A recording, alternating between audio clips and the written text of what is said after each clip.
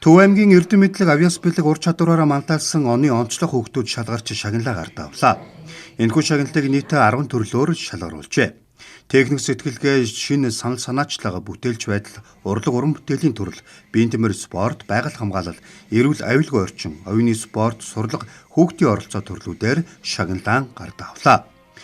Энэхүү шагнал нь хүүхдүүдийг урамшуулах, ур чадвараа нэмэгдүүлэх, цаашид өсөн дэвжих хүсэл тэмүүлэлтэй болоход түлхэц болох үс зүйл гэдгийг аймгийн удирдлагууд онцоллоо.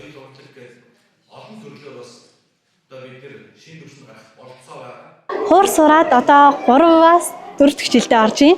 Тэгээд гаргасан амжилтууд маань болохоор олон төрлөөр амжилт гаргаж ирсэн. За өр өмсөгч, дуу, тэгээд мориор гэх мэтлэн олон төрлөөр амжилт гаргаж ирсэн. Тэгээ өнөөдөр оны онцлог хөвгт талсандаа маш их баяртай байна. Жиж зуулан чөлөө төхөөр хичээлдэг.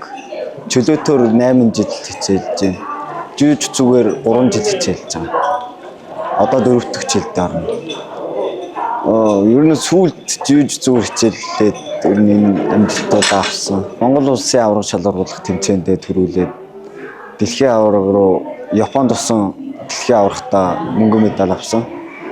Тэгээд Бахрейн хот руу явж Азийн наадмаас ер нь амжилттай оролцоод ирсэн. Элит бүжигчдүүд маань 2025 онд маш их үр бүтээлтэй, өндөр амжилттай ажиллалаа. За элит бүжигчдүүдийн хамгийн том амжилт гэвэл бүжгийн ертөнд олон улсын наадмаас алтан медаль, алтан цом, шилдэг бүжиг дэглэж багш, шилдэг удирдаач багш гэх мэт шагналуудыг авчирсан.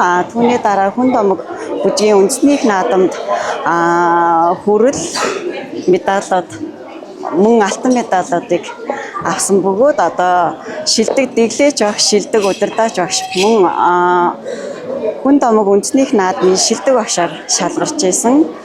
Жорон гэх мэт маш олон тэмцээн оролдоонуудаас алт мөнгөн медалуудыг бас авчирлаа. Түүнчлэн багийн төрлийг шалгаруулсан эх орны төв соёл өв уламжлалт төрөлд 100 мод сумын соёлын төвөнд дэргэдэх Монгол Улсын соёлын тэргүүний ажилтан сандаг багштай хөх ихшиглэн үндэсний хөгжмийн хамтлаг 100 мод сумын элит бүжиг студийн туяа багштай эрчис хамтлаг нар тус шалгарсан юм а.